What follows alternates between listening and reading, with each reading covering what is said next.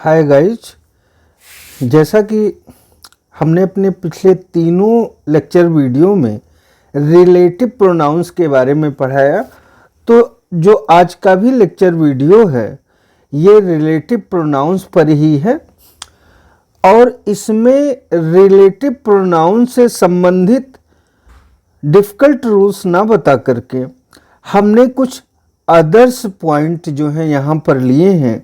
जैसे पहला है कंपाउंड रिलेटिव प्रोनाउंस, तो बहुत ही इजी वे में हमने पढ़ाने का प्रयास किया है।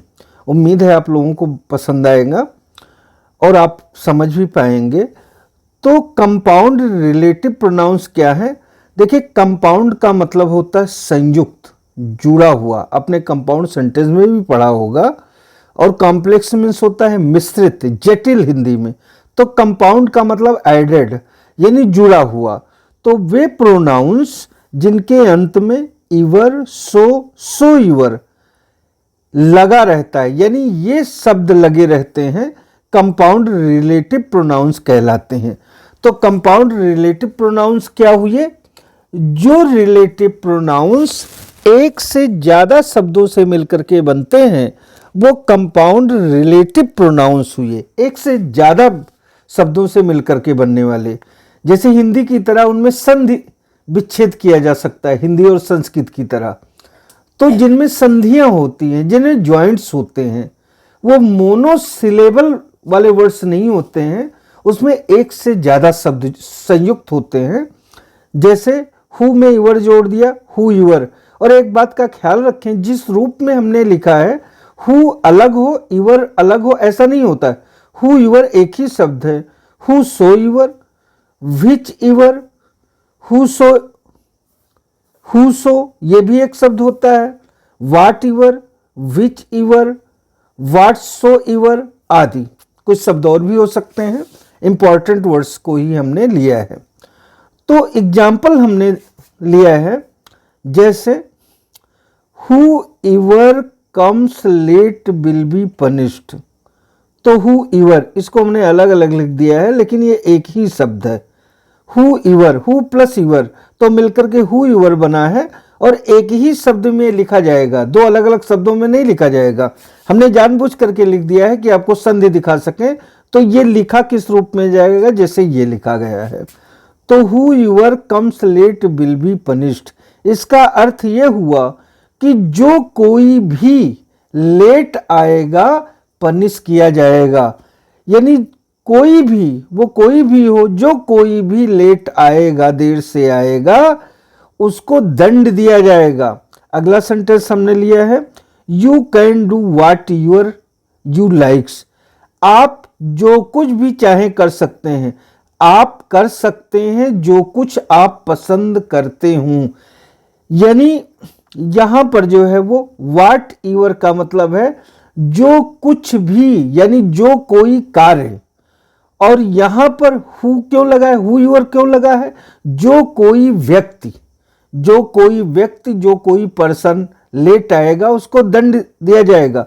और यहां पर इसका अर्थ है कि आप जो भी कार्य चाहें, जो भी कुछ करना चाहें, तो करने का मतलब कोई एक्टिविटी होगी, एक्टिविटी से है। तो यहाँ वाट यूर एक्टिविटी रिलेटेड है और यहाँ हु यूर जो है पर्सन रिलेटेड है। तो जो कुछ भी आप करना चाहें कर सकते हैं। तो किस तरीके से कंपाउंड रिलेटिव प्रोनाउन का यहाँ यूज किया गया है, इसको आप समझने का प्रयास करें। एग्जाम्पल है, I have asked him to take whichever he likes. मैंने उसे कहा है लेने के लिए जो कोई चीज वो पसंद करता है। यानी वो अपने पसंद की चीज ले सकता है, ये बात मैंने बोली है। तो यहां पर विच वस्तुओं के लिए आता है। यहां भी देख रहे हैं कि ये व्यक्ति के लिए नहीं आया है, तो विच एवर ऑब्जेक्ट के लिए आया है, ये किसी थिंग के लिए आया है, किसी वस्तु के लिए आया है। तो इस तरीके से जो ये प्रोनाउंस है, ये रिलेटिव प्रोनाउंस है, इनका इसी तरीके से हम यूज करते हैं। आगे टॉपिक ये है कि रिलेटिव प्रोनाउंस का प्रयोग करके दो वाक्यों को जोड़ना। वैसे वाक्यों को जोड़ने का एक अलग टॉपिक ही है, अलग चैप्टर ही है, सिंथेसिस। सिंथेसिस मीन्स क्या होता है? जोड़ना, संयुक्त करना, उनको ऐड करना। तो ये सिंथेसिस चैप्टर में हम पढ़ते हैं, लेकिन यहाँ पर रिलेटिव प्रोनाउन के टॉपिक में हमने थोड़ा सा इसको पढ़ाने का प्रयास किया गया है, क्योंकि रिलेटिव प्रोनाउन के जरिए यहाँ सिंथेसिस किया गया है और कुछ इंपॉर्टेंट ये सेंटेंसेज हैं। तो इसको देख लें। There is the man he repaired our TV set. आप करें कि एक आदमी है, यहाँ देयर का कोई अर्थ नहीं होता है, एक आदमी है, उसने हमारा टीवी सेट रिपेयर किया, हमारे टीवी सेट की मरम्मत की। रिपेयर मीन्स होता है मरम्मत करना, ठीक करना। You are well known already. तो इसको कैसे जोड़ेंगे हम? दियर इज द मैन, तो ही की बजाय क्या लगा देंगे हम? हु लगा देंगे। Who repaired our TV set, यानी एक आदमी है जिसने हमारे टीवी सेट को रिपेयर्ड किया। तो ये सेंटेंस क्या है? दो सिंपल सेंटेंस है, और उन दोनों सिंपल सेंटेंस को जोड़ करके आपने एक सेंटेंस बना दिया। और कनेक्टर का काम, कंजक्शन का काम किसने किया? सेंटेंस को जोड़ने वाला शब्द क्या है? ये हु है, जो कि रिलेटिव प्रोनाउन है। अगला सेंटेंस है, the boy fell off his bicycle he has hurt his leg.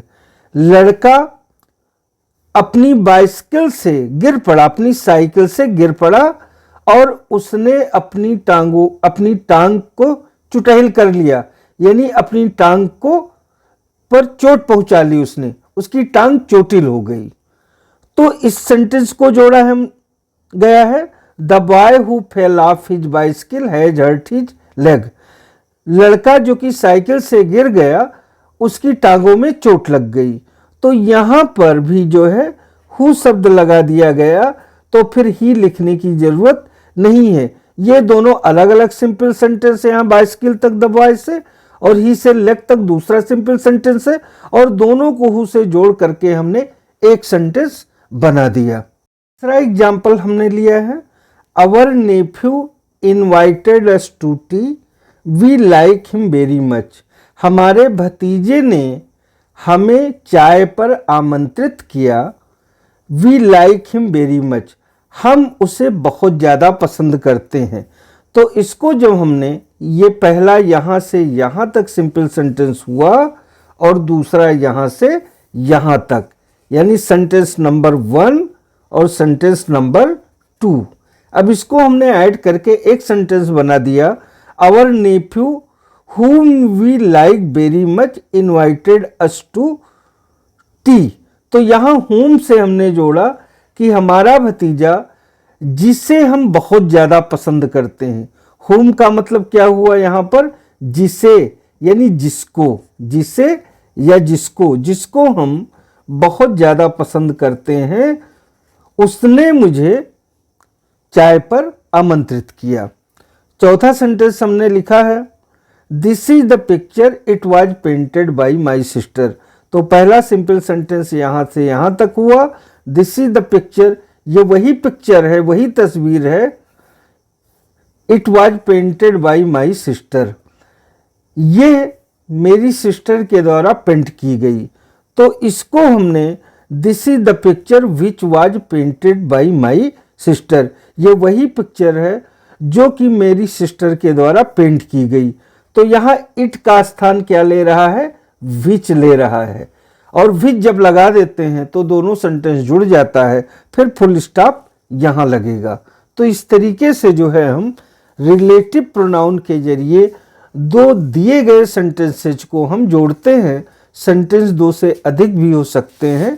यहाँ पर हमने 2 सेंटेंसों को जोड़ना सिखाया, 3 या 4 सेंटेंस को नहीं लिया है। उसको हम सिंथेसिस चैप्टर में देखेंगे कि किस तरीके से, क्योंकि 3 सेंटेंस लेने पर, 4 सेंटेंस लेने पर हो सकता है कि एक जगह रिलेटिव प्रोनाउन का यूज होता कंजक्शन के रूप में और दूसरी जगह कुछ और यूज होता। तो हमें सिर्फ फोकस करना है कि रिलेटिव प्रोनाउन कहाँ पर कंजक्शन का कार्य करता है। तो आज के लिए इतना ही। उम्मीद है कि हमने जो कुछ भी आपको ट्रांसफ़र करने की कोशिश की वो आप तक ज़रूर पहुँचेगा। और in the last my humble request as per day कि यदि हमारे प्रयास से आप संतुष्ट होते हैं, सेटिस्फाई महसूस करते हैं, तो हमें एनकरेज करने के लिए हमारे इस लेक्चर वीडियो को आप लाइक करें, सब्सक्राइब करें, शेयर करें और हमारा उत्साहवर्धन करें, हमें एनकरेज करें।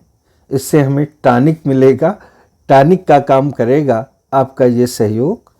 Thanks for watching my lecture video.